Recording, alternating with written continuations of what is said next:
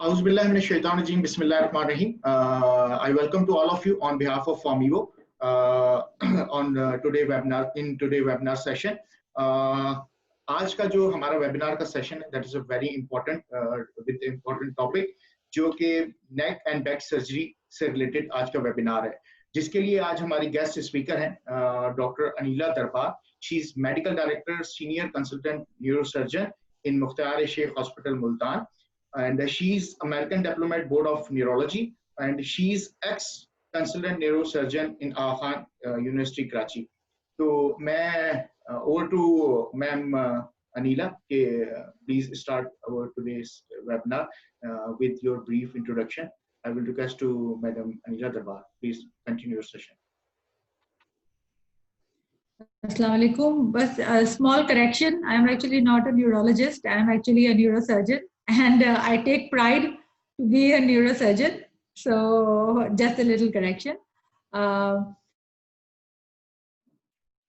Assalamu alaikum. This Farm Evo webinar series at Mukhtar Sheikh Hospital. We have started this webinar series a few months ago, and every month we are actually trying to do one series of lecture from different specialities, and hopefully we are able to educate people regarding different diseases, different management in different disciplines. So as I am a neurosurgeon by profession, today my lecture is about the surgical management of neck and back pain. And just give me 1 second. So surgical management of neck and back pain. And this webinar is more targeted towards either family medicine physicians or internal medicine physicians or community healthcare physicians or residents in training who are doing neurology or family medicine. This is more targeted for them, because usually neck and back pain is a very common problem that the doctors see in our community, and it's seen by many different kind of doctors. The first line usually is आपके घर के करीब का clinic ही जो है ना, वो आपका फर्स्ट लाइन मैनेजमेंट होता है यूजुअली, कि आप वहाँ जाते हैं अपने नेक और बैक पेन के लिए, और फिर वहाँ से वो ठीक नहीं होता तो फिर आप अपने किसी इंटरनल मेडिसिन को दिखाते हैं, फिर वहाँ से नहीं होता तो फिर आप न्यूरो फिजिशियन के पास जाते हैं, फिर न्यूरोसर्जन के पास जाते हैं. तो ये जो नेक और बैक पेन है, इनको देखने वाले हर किस्म के डॉक्टर्स हैं, ये कहने का मतलब है. और आज का जो प्रोग्राम है वो टारगेटेड ही यही है कि वो लोग जो ये नेक और बैक पेन देखते हैं, उन्हें ये बात समझ में आए कि वो कौन से नेक और बैक के प्रॉब्लम्स हैं जो कि आपको ये इंडिकेट करते हैं कि ये मसला थोड़ा सा सीरियस है. और ये सिर्फ वो मसला नहीं है कि आपने सिर्फ दवाई दी और घर पे भेज दिया. अगर ये मसला आप देखते हैं अपने क्लिनिक में या हॉस्पिटल में और आपको ये लगता है कि ये थोड़ा सा ज्यादा सीरियस है, तो ये वो सीरियस इश्यूज है जो कि बेसिकली किसी न्यूरोसर्जन के पास जाने चाहिए या उनका रेफरल होना चाहिए. तो जैसे मैंने आपको बताया कि neck and back pain is very common, not just in Pakistan but in the entire world, and the disease burden is about 2/3 of the adults suffer from low back pain in lifetime. ठीक है, और it is a primary reason for the loss of productivity and second most common reason to seek medical attention. I am sure आपके अपने घरों में भी किसी ना किसी को बैक और नेक पेन जरूर होगा, जरूर आपको खुद भी हुआ होगा back and neck pain. So you can understand that how common the problem is. ठीक है. And in America, about $86 billion are actually spent related to back and neck problems. और ज़्यादातर जो बैक एंड नेक प्रॉब्लम्स होते हैं वो degenerative या age related होते हैं या मैकेनिकल, कि आपने कोई वजन उठा लिया या आप मोटरसाइकिल से गिर गए या कोई मैकेनिकल कॉजेज ज़्यादा होते हैं, और या फिर एज रिलेटेड डिजेनरेटिव कॉजेज ज़्यादा होते हैं. नॉन डिजेनरेटिव कॉजेज जो होते हैं वो इम्पॉर्टेंट होते हैं, और उसको समझना और उसको ट्रियाज करना, यानी कि उसको समझ के उसको आगे किसी न्यूरो फिजिशियन या न्यूरोसर्जन को रेफर करना बहुत जरूरी है. So what is the characterization of back pain? अगर जब हम हिस्ट्री एंड फिजिकल एग्जाम पे आते हैं, जो कि सबसे बेसिक चीज है, तो सबसे इम्पोर्टेंट चीज है कि ऑनसेट कैसा है, कैरेक्टर्स कैसा है, लोकेशन कहाँ है, एग्रीवेटिंग रिलीविंग फैक्टर्स कैसे हैं, क्या आपको पहले ये हो चुका है, नहीं हो चुका है, ठीक है, और कोई कॉमन पैथोलॉजीज, मेडिकल प्रॉब्लम्स। तो एक डिटेल हिस्ट्री जो होती है बैक और नेक पेन की, बहुत इंपॉर्टेंट है। यूजुअली मैं यहाँ देखती हूँ कि जब मेरे पास पेशेंट्स आते हैं तो दे उनकी प्रॉब्लम को सही समझा नहीं गया हुआ होता, और बस ये है कि एक पर्चा होता है जिसमें 8-10 मेडिकेशन लिखी हुई होती हैं और वो लेके आ जाते हैं। उनका बैक टेम्पररी तौर पर रिलीव हो जाता है, मगर वो फिर आ जाता है, क्योंकि किसी ने उसका रूट कॉज को ही समझने की कोशिश नहीं की होती। तो आई थिंक ये सब चीजें जो है वो देखनी बहुत लाजमी है।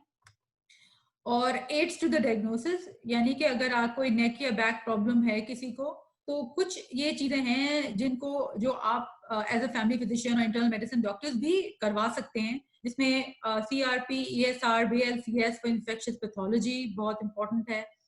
और अगर आपको किसी किस्म का कैंसर वगैरह या इन्फ्लेमेटरी डिजीज का शक है, यानी उनको कोई और मेडिकल प्रॉब्लम है, कोई कैंसर है साथ, या रूमेटॉइड आर्थराइटिस या और कोई प्रॉब्लम है, तो इम्यूनोलॉजिकल मार्कर्स कर लें। और अगर कोई मेटाबॉलिक डिजीज है तो कोई मेटाबॉलिक मार्कर्स कर लें। Simple x ray, AP lateral flexion extension views जो होते हैं, यूजुअली लोग एपी लैटरल व्यू कराते हैं, मगर मैं फैमिली मेडिसिन वालों को ये बात जरूर समझाना चाहूंगी कि अगर किसी को मैकेनिकल बैक पेन है तो प्लीज एक फ्लेक्शन एक्सटेंशन व्यू जरूर कराइए, उससे बहुत इंफॉर्मेशन मिलती है बैक पेन की स्टेबिलिटी को लेकर। MRI भी आप ऑर्डर कर सकते हैं, CT आप ऑर्डर कर सकते हैं। और अगर कोई ऐसा पेशेंट है जिसको कोई मेटालिक रॉड डली हुई है पाँव में या हिप में और जिसका MRI नहीं हो सकता, तो उसका जो टेस्ट ऑफ चॉइस है वो CT माइलोग्राम है। थिंकिंग प्रोसेस क्या होना चाहिए? थिंकिंग प्रोसेस होना चाहिए कि आपको रेडिकुलर पेन है या न्यूरोलॉजिकल डेफिसिट है, ठीक है। अब इसका क्या मतलब है? इसका मतलब यह है कि अगर कोई बैक पेन के साथ आता है, और रेडिकुलर पेन का मतलब ये होता है कि वो पेन आपका टांगों के अंदर जा रहा है, मगर वो यूजुअली एक टांग में ही होता है, मगर कभी कभी लोगों को दोनों टांगों में भी होता है, ठीक है। और हो सकता है कि उनको सिर्फ यही प्रॉब्लम हो, कोई न्यूरोलॉजिकल डेफिसिट ना हो। न्यूरोलॉजिकल डेफिसिट का मतलब है कि उनका कोई हाथ कमजोर नहीं है या पैर कमजोर नहीं है या उनको कोई फुट ड्रॉप नहीं है, या वो ये कह रहे हैं कि मुझे पूरा का पूरा ये एरिया मेरा सुन हुआ है। ऐसी कोई चीज या बैक पेन आए तो इन दोनों तरीकों से आप उसको सबसे पहले अप्रोच करें कि क्या ये नेक पेन, लेग पेन या आर्म पेन के साथ है, पहला सवाल। और क्या इसे कोई न्यूरोलॉजिकल डेफिसिट है या नहीं है, ठीक है। और उसके बाद जब ये आपका सबसे पहला स्टेप है, उसके बाद फिर आप फर्दर हिस्ट्री के अंदर जाएं कि क्या इसको फीवर या वेट लॉस है। अगर कोई ऐसी चीज है तो फौरन दिमाग जो है वो जाता है कि ये पॉसिबिलिटी है कि इनको कोई इन्फेक्शन तो नहीं है, राइट। और यहाँ पे जो हैं पाकिस्तान के अंदर, वो यूजुअली टीबी होता है। टीबी हम बहुत देखते हैं स्पाइन के अंदर, ठीक है। टीबी की वजह से बोनी डिस्क, एपिड्यूरल एब्सेस, ये सब चीजें काफी कॉमन है। तो अगर आपका बैक या नेक पेन फीवर या वेट लॉस के साथ आ रहा है तो प्लीज टीबी के टेस्ट जैसे ESR वगैरह या एक्सरे वगैरह कराना बहुत जरूरी है। अगर वो रिकम्बेंसी यानी लेटते वक्त और वेट लॉस और night fever plus minus fever के साथ आ रहा है तो ट्यूमर्स देखने बहुत जरूरी हैं। लेटने पे जो दर्द बढ़ता है वो यूजुअली काफी ट्यूमर्स की वजह से होता है। और ये ट्यूमर्स जो है, कोर्ट का भी ट्यूमर हो सकता है, स्पाइनल कोर्ड के बाहर भी ट्यूमर हो सकता है, बोनी ट्यूमर भी हो सकता है, तो कई किस्म के ट्यूमर हो सकते हैं। और अगर आपका शक इसकी तरफ जाए तो फिर आप MRI की तरफ जाएं करवाने के लिए। अगर आपका बैक पेन या लेग पेन मॉर्निंग स्टिफनेस के साथ है, देन हमारा दिमाग फौरन जाता है कि कहीं कोई इन्फ्लेमेटरी डिजीज तो नहीं है, जैसे कहीं रूमेटॉइड आर्थराइटिस, दूसरी स्पॉन्डिलोआर्थरोपैथीज या एंकाइलोजिंग स्पॉन्डिलाइटिस, कोई ऐसी चीज तो नहीं हो रही। तो जब ये जाए तो इस तरफ आपका दिमाग जाना चाहिए और फिर उस किस्म के टेस्ट आप ऑर्डर करें। अगर मैकेनिकल बैक पेन है, यानी पेशेंट आपको आके कहता है कि मैंने वजन उठाया था या मेरे साथ ट्रॉमा हुआ है या मैं मोटरसाइकिल से गिरा हूँ या कोई इस किस्म की हिस्ट्री है जिससे आपको लगता है कि मैकेनिकल डीजेनरेटिव यानी एज रिलेटेड या जॉइंट रिलेटेड पेन है, तो फिर आपको ये डिफाइन करना होता है आपके अपने दिमाग के अंदर कि कहीं ये सिर्फ मस्कुलर पेन तो नहीं है। और अगर मस्कुलर पेन है तो सिर्फ मसल से रिलेटेड है कि उनकी कोई डिस्क में हर्निएशन हो गया है, कहीं स्पाइनल कनाल के अंदर स्टेनोसिस तो नहीं है एज रिलेटेड, या फिर ये कि कहीं उनकी बोन्स जो है उनके अंदर कोई हेयरलाइन फ्रैक्चर हो जिसको हम स्पॉन्डिलोलिस्थेसिस कहते हैं, और इसके लिए एक्सरे फ्लेक्शन एक्सटेंशन बहुत काम आता है। या फिर इनका कोई पोस्चर खराब है, स्पाइन का स्कोलियोसिस है, काइफोसिस है या लॉर्डोसिस का इशू है, और ये सब सिंपल चीजें एक सिंपल में पता चल सकती हैं। तो अगर आप अपने क्लिनिक में ऐसे पेशेंट देख रहे हैं तो एक एक्सरे एपीलैटरल करवाने से ही आपको काफी इंफॉर्मेशन मिल जाएगी। अगर अक्यूट फौरन तेज दर्द है और लोकलाइज दर्द है तो फौरन ट्रॉमा दिमाग में आता है, ठीक है, कि कहीं इनको कोई किस्म का ट्रॉमा ना हुआ हो। ओल्डर लोगों को के लिए कोई बहुत बड़ा ट्रॉमा होने की भी जरूरत नहीं है कि भाई कोई बड़ा एक्सीडेंट हो तो ही कोई फ्रैक्चर होगा उनको। यूजुअली ऑस्टियोपोरोसिस की वजह से सिंपली अगर वो जरा से फिसल के गिर गए हैं थोड़ा सा, उसमें भी उनको फ्रैक्चर हो सकता है। तो elderly population, women who are prone for osteoporosis या मेटाबॉलिक डिजीजेस हो, उनको किसी किस्म का हाइपरपैराथायरॉयडिज्म टाइप कोई इशू हो, तो उसमें फिर लोकलाइज्ड बैक पेन में आपको ये देखना है कि कहीं कोई फ्रैक्चर वगैरह या डिसलोकेशन तो नहीं हुई। अगर पेशेंट पैरापरीसिस पैराप्लीजिया के साथ आता है, यानी कि अचानक से उसकी दोनों टांगे उन्होंने काम करना छोड़ दिया है, तो फिर सबसे इंपॉर्टेंट चीज होती है देखना कि कहीं कोई वैस्कुलर इवेंट तो नहीं हुआ। वैस्कुलर इवेंट का मतलब है कहीं कोई स्पाइनल कॉर्ड के अंदर अक्सर जो होता है वैस्कुलोपैथ्स जो होते हैं, यानी वैस्कुलोपैथ्स का मतलब है कि वो लोग जिनको कार्डियोवैस्कुलर डिजीजेस हैं या peripheral nerve disease, peripheral vascular diseases हैं, उनमें एक चांस होता है कि वो स्पाइनल कॉर्ड की आर्टरीज के अंदर भी उनको वही प्रॉब्लम होगा जो उनको दिल का या पेरिफेरल वेसल्स में होता है, जिसकी वजह से स्पाइनल कॉर्ड इन्फेक्शन होना हो सकता है। या फिर ये कि आपको स्पाइनल कॉर्ड के अंदर हेमरेज हो जाए। फॉर एग्जांपल अगर आपको कोई आर्टीरियोवीनस मैलफॉर्मेशन है या जिसको आर्टीरियोवीनस ड्यूरल फिस्टुला कहते हैं, अगर ऐसी कोई चीजें स्पाइनल कॉर्ड हेमरेज हो गया है, तब भी अचानक से आपके टांग या आपके दोनों हाथ काम करना छोड़ सकते हैं। तो जैसे मैंने आपको पहले भी बताया कि अगर आपका पेन, फीवर और वेट लॉस के साथ है तो वर्टिब्रल ऑस्टियोमाइलाइटिस जो है वो फौरन दिमाग में आता है। वर्टिब्रल ऑस्टियोमाइलाइटिस बैक्टीरियल भी हो सकता है और टीबी भी हो सकता है, जो कि मोस्ट कॉमनली हम यहाँ देखते हैं, जिसमें मेल अगर कोई डायबिटीज, अनकंट्रोल्ड डायबिटीज है या किसी वजह से स्टेरॉइड थेरेपी पे है या आईवी ड्रग अब्यूजर है, तो उनमें वर्टिब्रल ऑस्टियोमाइलाइटिस के चांसेस ज्यादा होते हैं। लोगों में यूजुअली फीवर होता है, बहुत सीवियर बैक पेन होता है, यूजुअली टांगों में भी दर्द होता है, और अगर बहुत ज्यादा इन्फेक्शन बोन के अंदर फैला हुआ हो तो स्पाइन डिफॉर्मिटी भी हो जाती है। तो अगर आपके दिमाग में ऐसी कोई चीज आ रही है तो फौरन से आप ESR, CRP, blood count, blood culture करवा सकते हैं।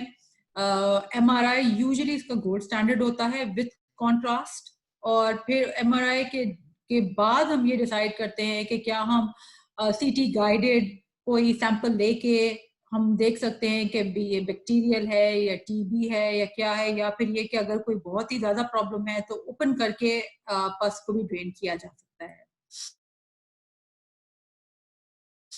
दिस इज एन एग्जाम्पल, ये आप देख रहे हैं यहाँ पे कि ये डिस्काइटिस है, और आप ये देख रहे हैं कि इसने बोन के एजेस को खराब कर दिया है, ठीक है। ये नॉन कॉन्ट्रास्ट इमेज है और ये कॉन्ट्रास्ट इमेज है। तो आप ये देख रहे हैं कि कॉन्ट्रास्ट में आपको बहुत अच्छे से नजर आ रहा है कि ये इन्फेक्शन यहाँ पे शुरू हो गई है, ये डिस्काइटिस और ऑस्टियोमाइलाइटिस है। आप ये देखिए ये नॉर्मल बोन है मगर ये बोन काफी कॉन्ट्रास्ट पिक कर रही है। यहाँ पे इसको एक एपिड्यूरल एब्सेस भी है जो कि ये बन गया है, जिसकी वजह से इसकी यहाँ पे थीकल सैक में या जो नर्व्स यहाँ जा रही है इसमें कंप्रेशन भी आ गया है। अगर आप बोनी विंडो पे CT स्कैन पे देखें तो आप देख रहे हैं कि काफी डिस्ट्रक्शन हो गई है यहाँ पे बोन की। इसी डिस्ट्रक्शन की वजह से फिर बाद में आगे जाके पोस्चर्स भी खराब होते हैं और फिर लॉन्ग टर्म बैक पेन के इश्यूज रहते हैं। स्पाइनल एपिड्यूरल एब्सेस, जैसे मैंने कहा कि जब पहले ऑस्टियोमाइलाइटिस जब होती है तो उसके बाद का जो नेक्स्ट प्रोसेस है वो एपिड्यूरल एब्सेस होता है। बच्चों में यूजुअली नहीं होता और दोनों सेक्सेस इन्वॉल्व हैं। थोरैसिक लंबार में ज्यादा होता है, सर्विकल में मैंने बहुत कम स्पाइनल एपिड्यूरल एब्सेस देखा है अपने करियर में। और यूजुअली लेग पेन हो सकता है, मोटर या सेंसरी डिस्फंक्शन हो सकती है कि पाँव काम नहीं कर रहा है, हाथ नहीं काम कर रहा है या सुन हो रहा है। और अगर इसको ट्रीट ना किया जाए तो ये एब्सेस, जैसा आपने पहले देखा कि यहाँ पे भी स्पाइनल कॉर्ड की तरफ कंप्रेशन आ रही है, इससे आपको पैराप्लीजिया भी हो सकता है, आपके दोनों पाँव भी काम करने छोड़ सकते हैं। ऐसे केसेस में यूजुअली फीवर होता है, WBC काउंट हाई होता है, न्यूरोलॉजिकल कॉम्प्रोमाइज के चांसेस बहुत ज्यादा होते हैं। और इसमें भी वही टेस्टिंग यानी ESR, CRP, TLC count, MRI कराना जरूरी है। डिस्काइटिस, जैसे हमने कहा, चूंकि अभी हम इन्फेक्शन की बात कर रहे हैं तो हम ये देखेंगे थोड़ी सी गूंज।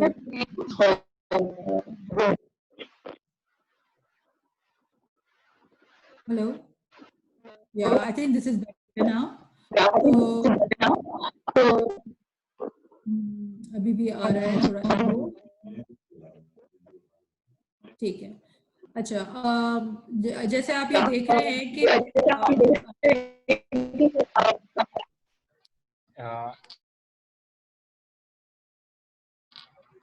इकराम काइंडली अनम्यूट कर। अनम्यूट कर रहा हूँ। Ma'am sorry for the disturbance, अभी हम सबको म्यूट कर देते मैम। जी ओके, तो हम आगे चलते हैं।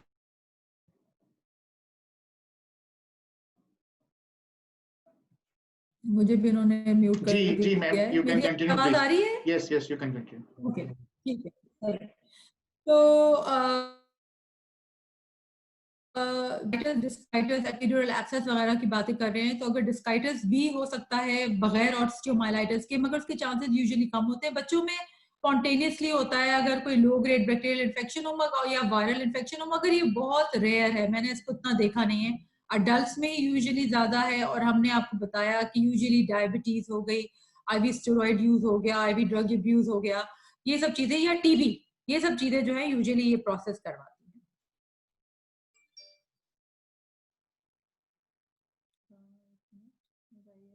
क्यों नहीं जा रही है, सॉरी जी, स्लाइड चेंज, हाँ अब हो गया, ठीक।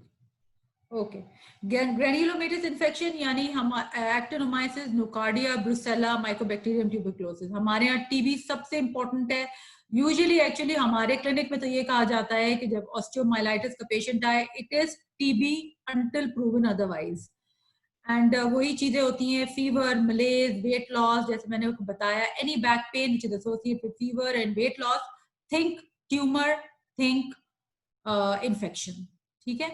और वर्टिब्रल कोलैप्स या स्पाइनल डिफॉर्मिटी, जैसे मैंने पहले बताया, उसके चांसेस होते हैं इसके अंदर 10 to 50% में न्यूरोलॉजिकल इश्यूज होते हैं, 20% लोग पैरापेरेटिक भी हो सकते हैं। And again the modality of choice is always a plain radiograph, MRI या CT myelography. Fungal infection bone में मैंने बहुत कम देखा है पहले वे, but definitely it's a possibility. Nocardia भी बहुत रेयर है। कैंडिडा हो सकता है अगर इम्यूनो कॉम्प्रोमाइज पेशेंट है। कोक्सीडियोमाइकोसिस, ब्लास्टोमाइकोसिस बहुत बहुत रेयर है। Usually for common things it's usually bacterial infection और TB अंटिल प्रूवन अदरवाइज। अब हम इन्फेक्शन को खत्म करके अब हम आ रहे हैं ट्यूमर्स की तरफ, और ट्यूमर्स का जो हॉलमार्क है वो है pen associated with lying down and at night time, ठीक है। अगर आपको इस किस्म का पेन है तो फौरन दिमाग आपका जाना चाहिए कि स्पाइनल कॉर्ड या स्पाइनल कॉर्ड का ट्यूमर तो नहीं है, ठीक है। और इसमें यूजुअली बैक पेन से शुरू होता है और उसके बाद फिर लेग पेन की तरफ जाता है। बोनी ट्यूमर जो है वो यंगर लोगों में ज्यादा होते हैं, ठीक है। और अगर आप मेट्स और प्राइमरी ट्यूमर को देखें तो 40% जो है वो यूजुअली ना। मेट्स में अगर आप देखें तो ब्रेस्ट CA जो है वो काफी कॉमन है, चेस्ट में भी जो है ये बोन के अंदर जाता है और मेट्स करवाता है। बिनाइन ट्यूमर्स यूजुअली यंगर लोगों में होते हैं, जिस तरह के ऑस्टियोसार्कोमा, ऑस्टियोमा या ऑस्टियोब्लास्टोमा, एन्यूरिज्मल बोन सिस्ट, ये पूरी एक लिस्ट है, ठीक है, जो कि बिनाइन ट्यूमर्स है, जिसकी वजह से भी आपको बैक पेन या लेग पेन हो सकता है। की फीचर्स, हेमेंजियोब्लास्टोमा अगर आपको है तो it's a slow growing, female में यूजुअली होता है, back pain and radiation. Of course the only way to find out is by an MRI, कोई और तरीका नहीं है इसको पता करने के लिए। Osteoblastoma या osteochondroma, again you need a CT scan and an MRI both to understand कि कौन सा है, और ये of course MRI पे भी पता नहीं चलता, sometimes you have to get a sample, और sample के अंदर पता चलता है कि ये biopsy के बाद कि ये कौन सा है, ठीक है। Can cause pain अगर तो आपका posture खराब हो रहा है या bony degeneration हो रही है या बोनी कंप्रेशन हो रही है, जिसको हम पैथोलॉजिकल फ्रैक्चर्स कहते हैं, तो ये सब चीजें हो सकती है। ऑस्टियोब्लास्टोमा अगर है तो ये बहुत तेजी से बढ़ता है, बच्चों में होता है, और न्यूरोलॉजिकल डेफिसिट्स के चांसेस बहुत ज्यादा हैं। जाइंट सेल ट्यूमर भी हम देखते हैं, यूजुअली सेक्रल एरिया में होते हैं, फीमेल्स होती है, और यूरोसेरोफ्रेल ग्रैन्युलोमा भी देखते हैं, जो कि यूजुअली बच्चों में होते हैं। मैलिग्नेंट ट्यूमर में जैसे मैंने आपसे कहा कि मेट्स जो है वो मेट्स होते हैं या प्राइमरी हो सकते हैं, ठीक है ना। मेट्स मगर सीए बहुत देखे हैं मैंने, ब्रेस्ट सीए और लंग सीए और प्रोस्टेट सीए भी बहुत ज्यादा है, जिनमें बोन के अंदर मेटास्टेसिस हो जाती है, और बोन के अंदर मेटास्टेसिस की वजह से उनको बैक पेन होता है। यूजुअली जब तक ये डायग्नोज होता है तब तक ये ऑलरेडी स्टेज 4 हो चुका होता है, क्योंकि जब तक उनको बोन के अंदर जाता है, उनकी सारी वर्टिब्रल बॉडीज के अंदर ये यूजुअली फैला होता है, ये यूजुअली कभी भी सिंगल लीजन नहीं होता, ठीक है। और यूजुअली मैंने ये देखा है, या मेरे एक्सपीरियंस में मेटास्टेटिक लीजन यूजुअली बोन तक कन्फाइंड रहते हैं। इनमें न्यूरोलॉजिकल डेफिसिट चांसेस जो होते हैं वो यूजुअली जब लोग प्रेजेंट करते हैं तो इतने नहीं होते, मगर ये कि अगर वो उसको इग्नोर करें तो फिर वो बहुत रैपिडली डिटियोरेट हो सकते हैं, उनको पैराप्लीजिया हो सकता है। ये उसी वक्त होगा जबकि मेटास्टेसिस बहुत ज्यादा फैल गया है, बोन अपनी जगह टूट गई है, और उसके टूटे हुए हिस्से स्पाइनल कॉर्ड को कंप्रेस करने लग जाए, यानी जिसको हम पैथोलॉजिकल फ्रैक्चर कहते हैं, अगर वो हो जाए तो फिर बहुत तेजी से ये लोग नीचे जाते हैं। बाकी जैसे ऑस्टियोमाइलाइटिस या इस सब में अगर डेफिसिट्स होते भी हैं तो वो इतनी तेजी से डेफिसिट्स नहीं होते, वो स्लोली डेफिसिट्स होते हैं, तो ये भी इसका एक हॉलमार्क है। और ये कुछ लीजन्स हैं जो मैं दिखा रही हूँ यहाँ पे, आप देखें कि जब ये इस तरह ट्यूमर फैलता है तो किस तरीके से स्पाइनल कॉर्ड को कंप्रेशन हो, यहाँ पे आप देख रहे हो रही है, और कोई तरीका नहीं है इसको ठीक करने का सिवाय कि आप स्पाइनल कॉर्ड के ऊपर से ट्यूमर का कंप्रेशन हटाएं। यहाँ आप ये देख रहे हैं कि ये एक मेटास्टेटिक लीजन है, आप यहाँ देख रहे हैं कि कंप्लीटली वर्टिब्रल बॉडी को इसने इन्वॉल्व किया हुआ है। और यूजुअली एक हॉलमार्क मेटास्टेटिक लीजन का ये होता है कि ये बोन ऐसे moth eaten appearance of bone होती है, यानी कि आप यहाँ देख रहे हैं कि यहाँ तो बोन बिल्कुल सही है, मगर यहाँ ऐसा लग रहा है कि बोन जो है वो एब्जॉर्ब हो गई है, मॉथ ईटन अपीयरेंस हो गया है। तो ये भी एक हॉलमार्क होता है मेटास्टेटिक लीजन का, और यूजुअली वो एंटीरियरली कम और पोस्टीरियरली एलिमेंट्स में ज्यादा देखा जाता है। अच्छा, इफ कुछ की features primary malignant bone tumours के, इसमें मल्टीपल माइलोमा और सॉलिटरी प्लाज्मासाइटोमा काफी कॉमन है, काफी देखे जाते हैं। और अगर आपको सॉलिटरी अगर लीजन है, ठीक है, और अगर वो स्पाइनल कॉर्ड को कंप्रेस नहीं कर रहा, तो यूजुअली सर्जिकल मैनेजमेंट नहीं बल्कि आप मेडिकल मैनेजमेंट की तरफ ही जाएंगे, ठीक है। और जैसे सीरम प्रोटीन इलेक्ट्रोफोरेसिस वगैरह जो होते हैं, जो मल्टीपल माइलोमा के लिए करवाए जाते हैं, वो इसका ट्रीटमेंट होगा। मगर हाँ, अगर ये सॉलिटरी ट्यूमर जो है, जैसे फॉर एग्जांपल ये ट्यूमर है, ये सॉलिटरी लीजन है, मगर ये अगर आपके स्पाइनल कॉर्ड को कंप्रेस कर रहा है, तो फिर आपको सर्जरी की तरफ जाना पड़ेगा, और कोई न्यूरोसर्जन आपकी फिर मदद कर सकेगा आपके इलाके में जो भी हो। कॉर्डोमा जो है एक और बिनाइन लीजन है, बहुत ही अग्रेसिव ट्यूमर है, यूजुअली लंबार स्पाइन में सेक्रम के एरिया में होता है, या ब्रेन के अंदर क्लाइवल एरिया में होता है, ठीक है, और बहुत अग्रेसिव है, बहुत तेजी से फैलता है, और पूरा निकाला भी नहीं जा सकता इसको। तो इसकी बस सिम्टोमेटिक ट्रीटमेंट होती है, आप रेडिएशन थेरेपी भी इसकी नहीं हो सकती, इसके लिए कोई कीमोथेरेपी भी नहीं है, और सिर्फ only management for chordoma unfortunately is a surgical decompression, जितना आप उसको सेफली कर सकें। अगेन डायग्नोसिस इन सब चीजों का MRI के ऊपर और बायोप्सी के बाद ही पता चलता है। कॉन्ड्रोसार्कोमा जो अगर है, या पेजिट्स है, ऑस्टियोकॉन्ड्रोमा है, सब में MRI CT में आपको डिस्ट्रक्टिव लीजन मिलेगा। अगर ऑस्टियोजेनिक सार्कोमा है वो प्राइमरी होता है, यूजुअली बच्चों में मिलता है। इविंग सार्कोमा भी एक डायग्नोसिस है जो बोन के अंदर हम देखते हैं, और मोर फीमेल्स के अंदर होते हैं। अगर pain associate with morning stiffness है, ठीक है, तो अब हम तीसरी कैटेगरी में है। पहली हमारी कैटेगरी थी कि ऐसा पेन जो कि फीवर और वेट लॉस के साथ एसोसिएटेड है, तो वो इन्फेक्शन की तरफ हमारा दिमाग जाता है। अगर रिकम्बेंसी यानी नाइट टाइम में है और वेट लॉस के साथ है, तो ट्यूमर की तरफ हमारा दिमाग जाएगा। और अगर मॉर्निंग का दर्द है और मॉर्निंग स्टिफनेस है, तो हमारा दिमाग जाएगा किसी ना किसी इम्यूनोलॉजिक प्रॉब्लम, जैसे कोई rheumatoid arthritis, ankylosing spondylitis, psoriasis, Whipple's, इस किस्म की चीजों की तरफ हमारा यूजुअली दिमाग जाना चाहिए। और अगर ट्रीटमेंट जो है वो डायग्नोसिस रूमेटॉइड आर्थराइटिस के लिए ऑफ कोर्स अब दूसरी चीजें देखेंगे, मल्टीपल जॉइंट इन्वॉल्वमेंट है या नहीं है, ESR, RA फैक्टर, एंटी-CCP रेज्ड है या नहीं है। एंकाइलोजिंग के लिए एज इंपॉर्टेंट है, एक्सरे कराएंगे तो बैम्बू स्पाइन मिलेगी, HLA-B27 पॉजिटिव होगा। तो सबसे पहला जो पिक करना है वो हिस्ट्री और से ही पिक करना है। तो जो बार बार मैं ये बात कह रही हूँ वो ये कि हिस्ट्री इतना इम्पोर्टेंट है कि आप हिस्ट्री से ही पिक कर सकते हैं कि ये बैक पेन कहाँ से आ रहा है, ताकि जब आप सही पिक करेंगे तो फिर सही डायग्नोसिस होगा और उसके बाद ही सही ट्रीटमेंट की तरफ जा सकेंगे। ये तो हो गए तीन हमारे। चौथा अब जो मैं आ रही हूँ मैकेनिकल बैक पेन, ठीक है। ये सबसे कॉमन हम देखते हैं मैकेनिकल बैक पेन, यानी कि मसल पेन हो गया, डिस्क हर्निएट हो गई, स्टेनोसिस हो गया। ये यूजुअली या तो ट्रॉमा रिलेटेड होता है, या फिर ये कि ये एज रिलेटेड होता है, या वजन रिलेटेड होता है। कुछ लोगों को इसलिए भी होता है कि वो जिम गए हुए होते हैं, उन्होंने वजन उठा लिया होता है, और या लेबर्स वगैरह में ज्यादा देखा जाता है।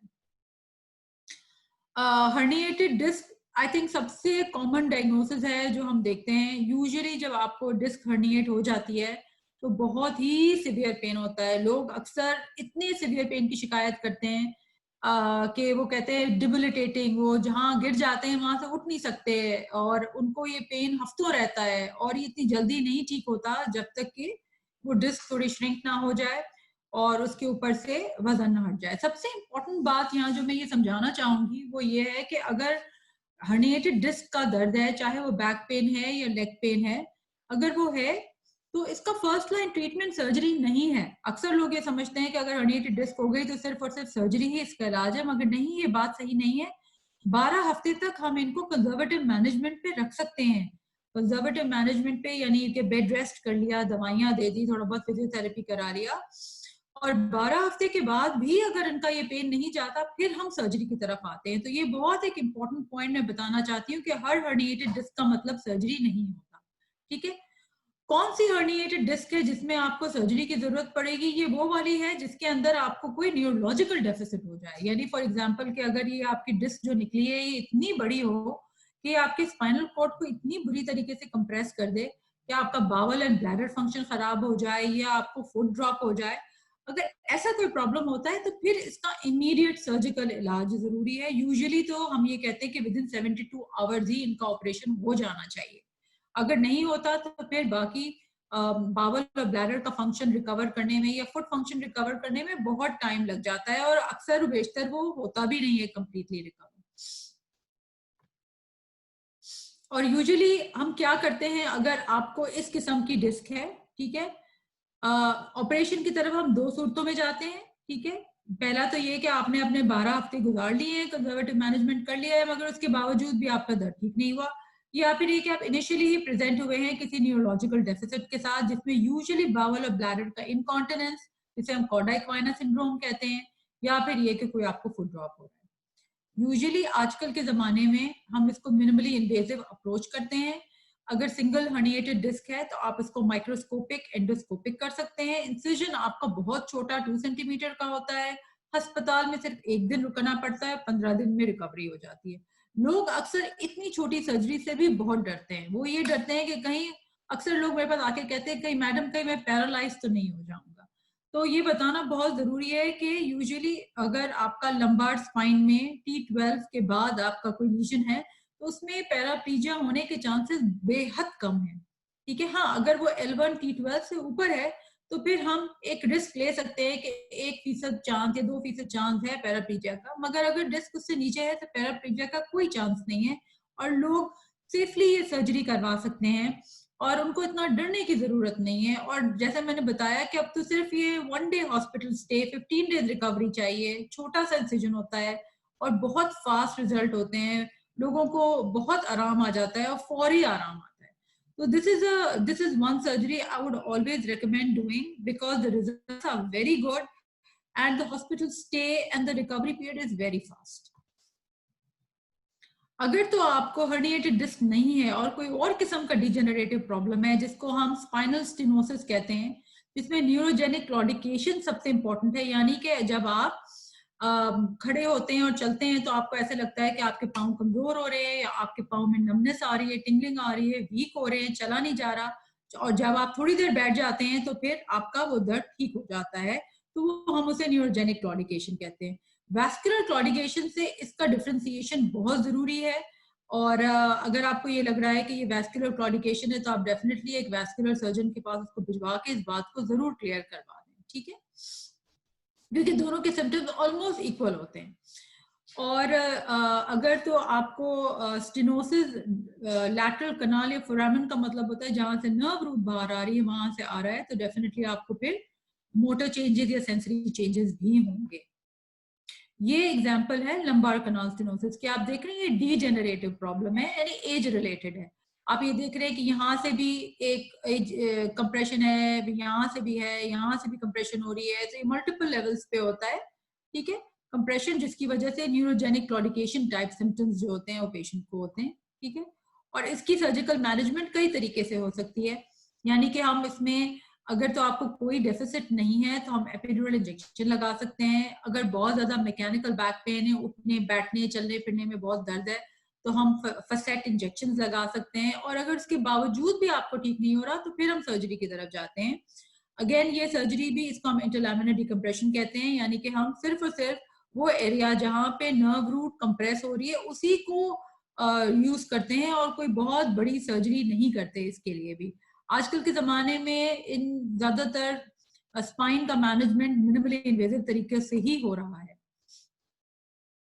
अगला जो एक प्रॉब्लम है वो है स्पॉन्डिलोलिस्थेसिस, यानी कि आपकी जो बोन है वो एक दूसरे के ऊपर से हट गई है, जैसे कि आप इस उसमें देख रहे हैं कि ये आप यहाँ देख रहे हैं कि ये बोन एक दूसरे के जगह से हट गई है।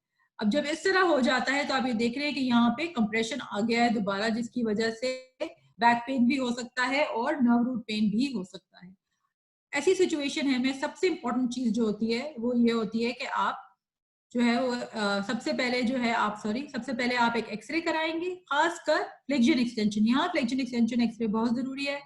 अगर फ्लेक्शन एक्सटेंशन में ये मूव कर रहा है तो उसका मतलब कि ये इसको सर्जरी की जरूरत है, हमें यहाँ पे और यहाँ पे स्क्रू लगा के इसको ज्वाइन करना पड़ेगा ताकि इसकी मूवमेंट रुके, वरना दर्द में कभी आराम नहीं आएगा। मगर अगर फ्लेक्शन एक्सटेंशन पे ये डायनामिक नहीं है, स्टैटिक है, तो फिर एपिड्यूरल इंजेक्शन, फसेट ब्लॉक वगैरह भी लगाए जा सकते हैं। नेक्स्ट स्कोलियोसिस, काइफोसिस और लॉर्डोसिस, ये स्पाइन के पोस्चर रिलेटेड प्रॉब्लम्स हैं, ठीक है। बहुत लोगों को स्कोलियोसिस होता है, औरतों को खासकर बहुत ज्यादा स्कोलियोसिस होता है, जिसकी वजह से उसे कॉन्स्टेंटली बैक पेन रहता है। प्रेगनेंसी के बाद थोड़ा सा और पोस्चर रिलेटेड इश्यू हो जाते हैं, जिसकी वजह से एक कॉमन प्रॉब्लम है, मगर ये एक नॉन सर्जिकल प्रॉब्लम है। इसकी यूजुअली मेडिकल मैनेजमेंट होती है, दवाइयों से, फिजियोथेरेपी से, योगा से, हीट थेरेपी है, टेंस है, उन सब चीजों से होती है। काइफोसिस यूजुअली एक एल्डरली प्रॉब्लम है, जब आपकी बोन्स जो है वो ऑस्टियोपोरोटिक होकर एक दूसरे पे कंप्रेस करने लग जाती हैं, तो फिर आपको सर्विकल काइफोसिस होता है। यूजुअली एल्डरली में देखा जाता है ये। लॉर्डोसिस भी यूजुअली काइफोसिस का ही एक हॉलमार्क है, क्योंकि अगर एक तरफ से बोन उठेगी तो एक तरफ से डिप्रेस होगी। ये नेचुरल कर्व को मेंटेन करने के लिए एक नेचुरल मैकेनिज्म है स्पाइन का। अच्छा, अब हम आते हैं अक्यूट पेन की तरफ। एक तो अभी तक तो हम क्रॉनिक पेन वगैरह की बात करते हैं। अगर हम अक्यूट पेन के आपको बिल्कुल आप ठीक थे और अचानक आपको दर्द शुरू हो गया, यूजुअली फ्रैक्चर्स आपके दिमाग में आते हैं, ठीक है। और उसमें ट्रॉमा जो होता है या फिर कोई मेटाबॉलिक डिजीजेस जैसे ऑस्टियोपोरोसिस, ऑस्टियोमलेशिया वगैरह, मगर ट्रॉमा सबसे कॉमन देखा जाता है। और ये आप देख रहे हैं यहाँ पे कि ये एक ट्रॉमा हुआ है, ठीक है। ट्रॉमा की वजह से ये पूरी हड्डी जो है वो टूट गई है और काफी चूरा हो गया है हड्डी का। आप ये देख रहे हैं पीछे से भी हड्डी टूटी हुई है, तो ये एक अनस्टेबल स्पाइन है। इसको आप अगर ऐसे ही छोड़ देंगे तो ये आपको फ्यूचर का सारा लोड जो है ना वो इस एरिया के ऊपर ही आता है। तो अगर आपकी ये हड्डी टूटी हुई होगी तो it will never be able to maintain the axial weight bearing, जो लोडिंग, एक्सियल लोडिंग होती है वो कभी हो नहीं सकेगी। एंड डेफिनेटली उससे, उसकी वजह से आपको कोई न्यूरोलॉजिकल प्रॉब्लम्स हो सकते हैं, लॉन्ग टर्म बैक पेन के इश्यूज हो सकते हैं और भी दूसरे मसले हो सकते हैं। और अगर इस किस्म का अगर आपको प्रॉब्लम है कि आपको अक्यूट कोई ट्रॉमा के साथ या वैस्कुलर इवेंट के साथ अगर आपका पेशेंट आता है तो ये मैं आपको दिखाना चाह रही थी कि फिर आपको फ्यूजन करना पड़ता है। तो ये एक मैं आपको दिखा रही हूँ, एक फ्रैक्चर है, मगर आप देखिए कि ये फ्रैक्चर जो है टूट के स्पाइनल कनाल के अंदर चला गया है। ये एक अनस्टेबल फ्रैक्चर है क्योंकि स्पाइनल कॉर्ड के ऊपर कंप्रेशन के बहुत ज्यादा इफेक्ट्स हो सकते हैं, बावल एंड ब्लैडर डिसफंक्शन हो सकती है। इसलिए इसको इस तरह हम फ्यूज करते हैं, स्क्रूज लगाते हैं, रोड लगाते हैं, फ्यूज करके आप देखेंगे कि अब ये स्पाइन का नॉर्मल पोस्चर मेंटेन हो गया है, ठीक है, जो कि यहाँ पे खराब हो रहा था। तो ये इसमें करना जरूरी है, ठीक है। एक और प्रॉब्लम सर नेक पे जाने से पहले मैं यहाँ बता देना चाहती हूँ, वो है वैस्कुलर इवेंट। जैसे मैंने पहले भी बताया था कि जो वैस्कुलोपैथ्स होते हैं, यानी कि जिनको कार्डियक इश्यू, कार्डियक वेसल्स उनकी बंद हुई हुई हैं या टांगों की पेरिफेरल वैस्कुलर प्रॉब्लम होते हैं, उनको यूजुअली एक वैस्कुलर इवेंट स्पाइनल कॉर्ड की आर्टरी से लेके भी हो सकता है, ठीक है। अगर ऐसा होता है तो उसमें उनको पैराप्लीजिया होने का बहुत बड़ा चांस है। और यूजुअली ये डेफिसिट जो होता है ये इरिवर्सिबल भी होता है। अगर आपको स्पाइनल कॉर्ड का इंफार्क्शन हो जाए, जो कि usually anterior spinal artery syndrome कहलाता है, यानी कि जो स्पाइन की जो सबसे मेन आर्टरी है एंटीरियर स्पाइनल आर्टरी, अगर उसमें आपको सेगमेंटल स्कीमिया हो जाए या आपने कोई थ्रोम्बस हो गया या स्टेनोसिस हो गया तो, और ये यूजुअली इरिवर्सिबल होता है, यानी अगर आपको पैरालिसिस हो गया तो it will be for life time. Haemorrhage वाला जो पैरालिसिस है वो अगेन डिपेंड करता है कि हेमरेज कितना है और उसमें रिकवरी के चांसेस हो सकते हैं once the spontaneous bleeds resolve. तो यहाँ पे आके हम अपना बैक पेन की मैनेजमेंट, बैक पेन की डिजीजेस और कौन सी इंडिकेशंस हैं, किस तरीके से आप डायग्नोसिस करेंगे, वो हम यहाँ पे एंड करके अब हम नेक की तरफ जाते हैं। नेक पेन जो है वो भी उतना ही कॉमन है हमारी सोसाइटी में, मगर बैक पेन से कम, ठीक है। और यूजुअली 30 इयर्स की एज के बाद यूजुअली हम लोगों में देखते हैं कि उनको नेक पेन, शोल्डर पेन के मसले शुरू हो जाते हैं। और most episodes of neck pain are short-lived and tend to respond to non-operative management. So unlike back pain जिसमें operative indications ज्यादा है, नेक पेन के ऑपरेटिव इंडिकेशंस कम है, क्योंकि नेक पेन अक्सर शॉर्ट लिव्ड होता है, उतना लंबा नहीं होता जितना हर्निएटेड डिस्क का प्रॉब्लम होता है लो बैक में, क्योंकि नेक के ऊपर इतनी एक्सियल लोडिंग, यानी कि हमारे जिस्म का पूरा वजन नेक पे उतना नहीं होता जितना लो बैक पे होता है। तो यहाँ पे अक्यूट हर्निएटेड डिस्क हो सकती है मगर चांसेस थोड़े कम होते हैं। यहाँ पे यूजुअली डिजेनरेटिव डिजीजेस ज्यादा होती हैं जो कि डेवलप स्लोली ओवर टाइम होता है और उसकी वजह से जो होती है मैकेनिकल चेंजेस होते हैं बोन के अंदर। अच्छा, ज्यादातर मेन में देखा जाता है और अबाउट 50% पॉपुलेशन 50 इयर्स एज के ऊपर होती है, यानी हम देख रहे हैं कि ये एल्डरली पॉपुलेशन का प्रॉब्लम है और मेन में ज्यादा है, ठीक है। और by the age of 65 to 69, 95% of non-symptomatic men and 70% of asymptomatic pain will develop degenerative changes on X-ray. यानी कि अगर आपको अंदर एक्सरे में आपको नजर आ रहा है there are cervical or neck degenerative changes, it still doesn't mean that it's a operative problem. Usually बहुत से लोग तो नॉन सिम्टोमेटिक होते हैं और अगर सिम्टोमेटिक भी होते हैं तो usually medications, physiotherapy heat therapy, इन सब चीजों से काफी लोगों को आराम आ जाता है और ये प्रॉब्लम ज्यादा मेडिकल रिलेटेड इशू में ही रहता है। अच्छा, सर्विकल पेन, जिस तरह हमने बैक पेन की बात की थी कि उसमें 2-3 तरीकों से हम उसको डिफाइन करते हैं कि इसका प्रॉब्लम किस डिजीजेस के साथ है। नेक पेन में भी हमारी एक 3 डेफिनेशन है। नेक पेन में सर्विकल रेडिकुलोपैथी, यानी कि आपका नेक पेन आपके आर्म के अंदर जा रहा है। रेडिकुलोपैथी यानी नर्व रूट पेन है, ठीक है। अब ये नर्व रूट पेन जो है वो कभी कभी अक्यूट डिस्क की वजह से भी हो सकता है, मगर ये थोड़ा रेयर है। ज्यादातर होता है over time age related nerve compression होती है और जिसकी वजह से हाथों में दर्द आता है, हाथों में सुनपना आता है। लोग अक्सर कहते हैं कि मैं अपने सीधे हाथ की मेरी ग्रिप खराब हो गई है या मैं लिखते वक्त मुझे इशू हो रहा है। एक तो ये प्रॉब्लम है। दूसरा, अगर नेक पेन के साथ आते हैं तो आपको ये देखना है कहीं माइलोपैथी तो नहीं है। माइलोपैथी का मतलब ये है यहाँ पे तो स्पाइनल नर्व इन्वॉल्व थी, यहाँ पे स्पाइनल कॉर्ड इन्वॉल्वमेंट आ जाती है। और स्पाइनल कॉर्ड इन्वॉल्वमेंट जब आती है तो उसमें स्पाइनल कॉर्ड प्रॉब्लम जब आती है तो उसमें यूजुअली फिर क्वाड्रिप्लेजिया, यानी कि यहाँ पे अगर वीकनेस हुई तो फिर नेक डाउन होगी, दोनों आर्म्स की भी होगी, दोनों लेग्स की भी होगी, ठीक है। और यूजुअली ये भी एक सिंड्रोम होता है जिसको हम जो है वो जिस एंटीरियर स्पाइनल कॉर्ड सिंड्रोम होता है, यानी कि अगर आपको कोई ट्रॉमा हो गया और आपको कोई डिजेनरेटिव चेंजेस थी तो आपको सेंट्रल कॉर्ड सिंड्रोम जो है वो हो सकता है, जिसकी वजह से आपको क्वाड्रिप्लेजिया हो सकता है, ठीक है। तो again, not so common, but usually you would see few patients here and there. Axial joint pain यानी मैकेनिकल नेक पेन सबसे कॉमन है, जो कि यूजुअली जॉइंट के पेन की वजह से होता है। अच्छा, ये रेडिकुलोपैथी यानी कि यहाँ पे ये आपको बता रहा है कि अगर यहाँ पे आपको दर्द है तो C3 है, यहाँ है C4 है। ये चार्ट्स आपको रेडिली अवेलेबल मिलेंगे किसी भी टेक्स्ट बुक के अंदर। तो जब आप नेक पेन और आर्म पेन देख रहे हो तो जरा देखिए कि किस डिस्ट्रीब्यूशन के अंदर उनको नमनेस हो रहा है, ताकि कम से कम आपके दिमाग में थोड़ा आइडिया हो कि ये C5 का है, C6 का है, किस चीज का ये पेन है, किस नर्व रूट से पेन आ रहा है। ये फिजिकल एग्जामिनेशन जो होता है, जैसे मैंने कहा, हिस्ट्री एंड फिजिकल नेक और बैक दोनों के लिए बहुत ज्यादा इंपॉर्टेंट है, क्योंकि उसमें 2 टेस्ट जो हम यूजुअली करते हैं, इसमें ये स्पर्लिंग टेस्ट करते हुए इन्होंने दिखाया है, जिसमें जब हम नेक को एक्सटेंड और रोटेट करते हैं तो अफेक्टेड साइड पे पेशेंट को दर्द आता है, ठीक है। तो आप ये बहुत जेंटली आप अपने पेशेंट में कर सकते हैं, उनसे पूछ सकते हैं कि क्या ये मैनूवर करने से उनके आर्म में वो टिपिकल पेन आ रहा है। ये इस तरह करने से आप यहाँ की नर्व रूट को कंप्रेस करते हैं और ये इसको हम स्पर्लिंग साइन कहते हैं।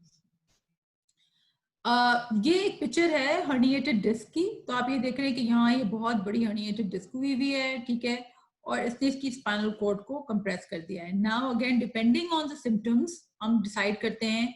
अगर बहुत सीवियर स्पाइनल कॉर्ड कंप्रेशन है तो यूजुअली पेशेंट हमारे पास जब आते हैं तो वो सिम्टोमेटिक ही होते हैं, यानी कि उनका आर्म और लेग में वीकनेस किसी न किस्म की आ रही होती है, तो इसलिए यूजुअली इनको ऑपरेट करना जरूरी होता है।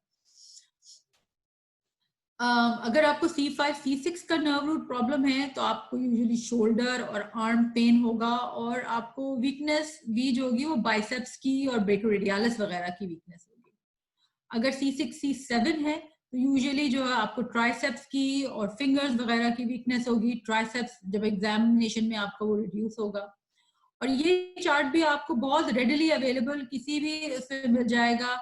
अगर आपके क्लिनिक में आपके उसमें बहुत सारे नेक बैक पेशेंट्स आते हैं तो आप ये प्रिंट करके भी लगा सकते हैं, तो आपको भी थोड़ा आइडिया हो जाएगा कि ये किस किस्म का पेन है, मुझे किस किस्म के मसल्स वगैरह चेक करने चाहिए। तो अगर आप चाहें तो ये आपको रेडिली अवेलेबल गूगल पे भी मिल जाएगा, आप इसको अपने एक ऑफिस में लगा लें। अगर तो इस किस्म का कोई प्रॉब्लम है, जैसे मैंने आपको पिक्चर दिखाई थी कि आपको हर्निएटेड डिस्क है, तो इसका और अगर आपको सिम्टोमेटिक है, आपको स्पाइनल कॉर्ड पे कंप्रेशन आ रहा है, तो फिर इसका सर्जिकल मैनेजमेंट, इसकी सर्जिकल मैनेजमेंट को हम कहते हैं एंटीरियर सर्विकल डिस्केक्टमी एंड फ्यूजन। यानी उसमें हम नेक के आगे से एक छोटा सा इंसिजन देते हैं, ठीक है, डिस्क को निकालते हैं और वहां पे एक ग्राफ्ट को रिप्लेस कर देते हैं और इस तरीके से नर्व रूट खुल जाती है। अगर आप इसको एक्सरे पे देखें तो वो आपको इस तरीके से नजर आएगा कि यहाँ पे उसकी डिस्क निकल गई है, ठीक है, यहाँ से नर्व रूट खुल गई है और वहां पे एक हमने स्पेसर लगा दिया है और एक प्लेट और स्क्रू लगा दिया है। आजकल के ज़माने में हमारे पास ऐसे ग्राफ्स आने लग गए कि अब हमें इस प्लेट को लगाने की ज़रूरत ही नहीं पड़ती। इस प्लेट को लगाने से जो है वो कुछ कॉम्प्लिकेशंस अभी नहीं मगर 7 to 10 इयर्स में देखे जाते हैं, जिसमें यहाँ ऊपर और नीचे वाली डिस्क के प्रॉब्लम भी हो सकते हैं, नेक का थोड़ा पोस्चर में भी इशू हो सकता है।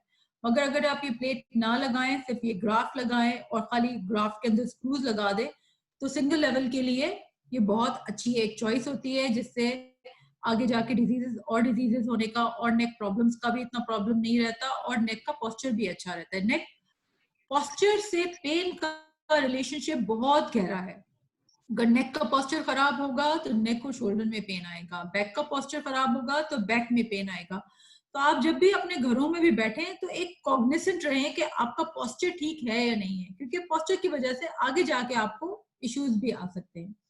ये अगर आप केस देखें तो इसमें काफी लेवल पे प्रॉब्लम है। इसको हम कहते हैं काइफोसिस हुई हुई है, इसको सर्विकल काइफोसिस, और इसके इलाज के लिए, इसको ठीक करने के लिए काफी लेवल पे काम करना पड़ता है, यानी एक लेवल से सिर्फ काम नहीं चलता। अगर आपको डिस्क है, नेक के अंदर डिस्क है, तो आज जैसे मैंने कहा कि अब हमारे पास मिनिमली इन्वेजिव प्रोसीजर्स है, जिसमें आप एक छोटा सा सुराख करके, इसको हम कहते हैं फोरामेनोटमी हम इसे कहते हैं, यानी हम एक छोटा सा एक ट्यूबुलर रिट्रैक्टर अंदर डाल के और जो है आराम से यहाँ डिस्क को निकाल सकते हैं। ये फैसिलिटीज अब पाकिस्तान में अवेलेबल हैं और ये बहुत छोटा सा प्रोसीजर होता है और काफी रिलीफ इससे मिल जाता है। ये एक डिजेनरेटिव स्पाइन है जो आप देख रहे हैं, यहाँ 3 लेवल पे इनको डिजेनरेशन हो गई है। आप देख रहे हैं कि स्पाइनल कॉर्ड आ रही है और किस तरीके से यहाँ पे कंप्रेस होती है।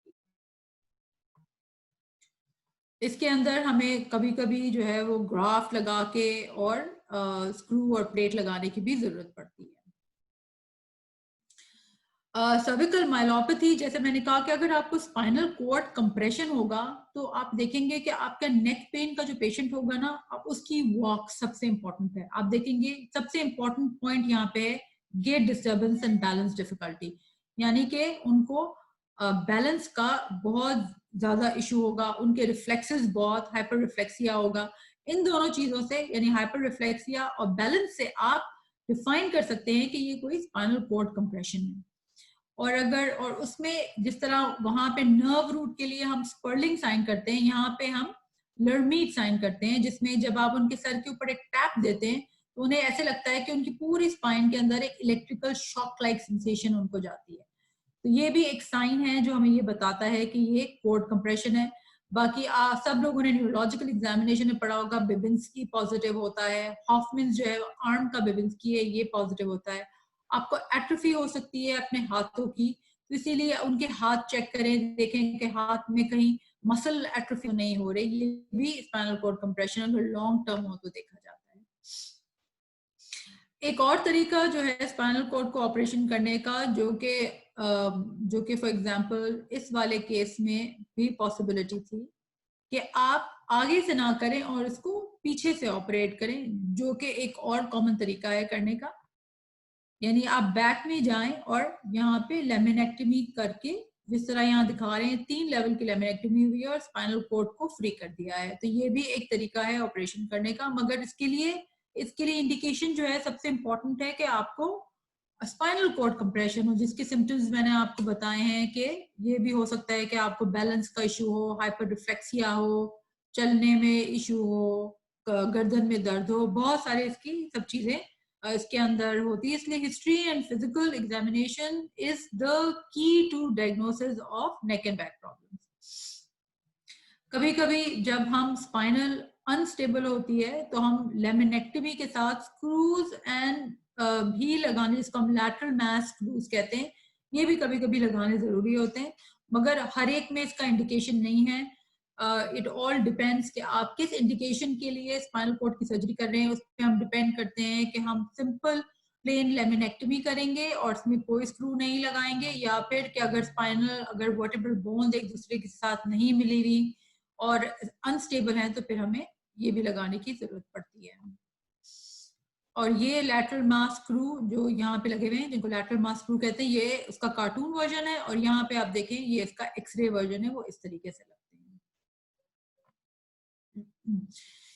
एक तरीका ये भी है इसको करने का, जिसको हम लैमिनोप्लास्टी कहते हैं, यानी कि हम लैमिना को खोल देते हैं मगर लैमिना निकालते नहीं हैं, सिर्फ उसको ऊपर जरा सा उसमें डिस्टेंस क्रिएट करके और ये प्लेट लगा देते हैं। इसकी भी अपनी एक इंडिकेशन है और यूजुअली आपका न्यूरोसर्जन ही बता सकेगा कि आप जो पेशेंट है वो किस चीज का कैंडिडेट है, लेमिनेक्टमी का कैंडिडेट है, लेमिनोप्लास्टी का कैंडिडेट है या लैटरल मास स्क्रू का कैंडिडेट है। ये एक केस है जिसमें ये ट्रॉमा का केस है जिसमें आगे और पीछे दोनों से फ्यूज करना पड़ता है, मगर ये बहुत ही एक्सट्रीम केस है। यूजुअली ऐसा होता नहीं है, मगर अगर आपकी स्पाइन बहुत ही ज्यादा अनस्टेबल है मल्टीपल लेवल पे तो फिर इस तरह भी कभी कभी करने की जरूरत पड़ जाती है। फसेट जॉइंट का अगर प्रॉब्लम है, यानी कि ये जो जॉइंट्स हैं, ये जो आपके स्पाइनल कॉर्ड के जॉइंट्स हैं, अगर ये खराब हो जाएं तो इसमें भी अक्सर दर्द आता है, ठीक है, नेक में पेन आता है, शोल्डर में पेन आता है। और अगर ये प्रॉब्लम्स हो तो यूजुअली पेन मेडिकेशंस जो हैं या फिजियोथेरेपी वगैरह ही इसका अच्छा इलाज है।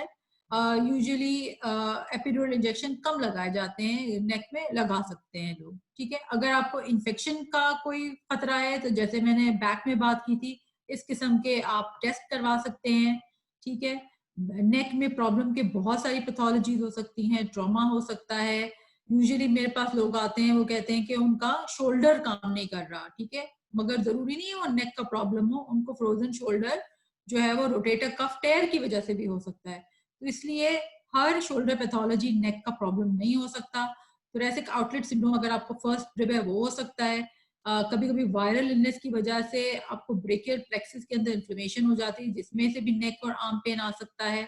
पैनकोस ट्यूमर बहुत कॉमन है और मैं हर फैमिली फिजिशियन को यही कहती हूँ कि इसको जरूर देखें, क्योंकि ये चेस्ट, अगर आपको लंग कैंसर है उसमें आपको अगर पैनकोस ट्यूमर होगा तो जो है उसकी वजह से आपको नर्व रिलेटेड इश्यूज हो सकते हैं। प्लेन एक्सरेज वगैरह जैसे मैंने कहा कि वो यूजुअली हेल्पफुल रहते हैं। EMG नर्व कंडक्शन स्टडीज करा सकते हैं, आप CT स्कैन करा सकते हैं, जैसे ये MRI दिखा रही हूँ, MRI में आप कर सकते हैं। यही बेसिक पैथोलॉजी जो है वो यूजुअली होती है। ज्यादातर नेक पेन के लिए कंजर्वेटिव मैनेजमेंट, कि आप अपना पोस्चर अच्छा रखें, नेक कॉलर पहने, पिलोज सही तरह इस्तेमाल करें और जो है वो मेडिकेशंस लें और फिजियोथेरेपी करवाइए, ठीक है, और आइसोमेट्रिक फिजियोथेरेपी करवाइए अपने अच्छे फिजियोथेरेपिस्ट के साथ। Small percentage patient will require surgery, ठीक है, ज्यादातर जो है वो कंजर्वेटिव मैनेजमेंट में होते हैं। जिनको कंजर्वेटिव मैनेजमेंट से वो ठीक नहीं होते फिर हम उनको सर्जरी की तरफ ले जाते हैं। न्यूरोलॉजिकल डेफिसिट हो तो सर्जरी की तरफ जाते हैं। ये कुछ प्रोसीजर्स हैं जो हम सर्जन्स करते हैं, जिसमें एंटीरियर प्रोसीजर्स हैं या पोस्टीरियर प्रोसीजर्स हैं, जिनकी मैंने आपको अभी थोड़ी डिटेल बताई है। अब मैं थोड़ा फास्ट चलूंगी क्योंकि हमारा टाइम खत्म हो रहा है। बहुत जल्दी आखिरी में सिर्फ मैं इंट्रामेड्यूलरी ट्यूमर्स के बारे में आपको बताना चाहती हूँ। ये कुछ ट्यूमर्स हैं स्पाइनल कॉर्ड के जो आप देख रहे हैं। कभी कभी इनकी वजह से भी नेक पेन और कॉर्ड कंप्रेशन हो सकती है। इस सिलसिले में of course the only treatment is operation. वो स्पाइनल कॉर्ड के अंदर था, कुछ स्पाइनल कॉर्ड के बाहर भी ट्यूमर्स होते हैं जैसे ये, मगर इन सब ट्यूमर्स के लिए सिर्फ और सिर्फ सर्जिकल इंडिकेशन ही है, कोई मेडिकल मैनेजमेंट नहीं है। अगर आपको ट्रॉमा है तो अगर आपको नेक ट्रॉमा, ये बहुत सिवियर नेक ट्रॉमा है, आप देख रहे हैं हेड और नेक डिसएसोसिएटेड है, यूजुअली ये लाइफ थ्रेटनिंग होता है और यूजुअली वैसे भी इनकम्पैटिबल विद लाइफ होता है। मगर अगर आपको किसी और किस्म का ट्रॉमा हुआ है तो यूजुअली इसमें भी, जैसे आपकी ये हड्डी टूट गई है आगे की, तो ये यूजुअली सर्जिकल इंडिकेशन है और इसमें स्क्रूज वगैरह लगाने की जरूरत पड़ती है, ठीक है। और ये कुछ प्रोसीजर करने के तरीके हैं जो मैं दिखा रही हूँ, जिसमें हम अलग अलग तरीकों से स्क्रू लगा के और इसको ज्वाइन कर सकते हैं। अगर आपको इस किस्म का ट्रॉमा है नेक के अंदर तो फिर हम इसको प्लेट और स्क्रू लगा के इस तरह फिक्स कर सकते हैं। And I think that was my last slide and I just want to thanks Pharm Evo for helping us do this series of webinars. I had tried to keep it as basic as possible. I am just hopeful that people who are listening to this have got some information, some idea how to pick, how to diagnose these neck and back problems and which are medical problems and which are surgical problems. Thank you so much. Thank you very much, madam. Today's very informative session. We are very thankful to you. मैं audience में से request करूंगा कि अगर किसी का भी कोई क्वेश्चन है तो वो अपने माइक को अनम्यूट करके मैडम से क्वेश्चन कर सकते हैं. अपने माइक को अनम्यूट करके मैडम से कोई भी क्वेरी या कोई क्वेश्चन है तो यू कैन आस्क.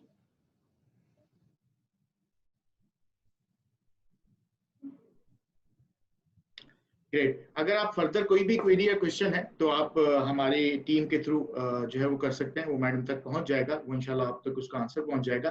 तो अब हम अपने क्लोजिंग सेशन की तरफ जा रहे हैं. तो मैं अपने business unit head doctor Zeeshan Adil साहब से रिक्वेस्ट करूंगा कि क्लोजिंग रिमार्क्स के लिए वो प्लीज आए. तो Zeeshan Adil sahab for closing remarks.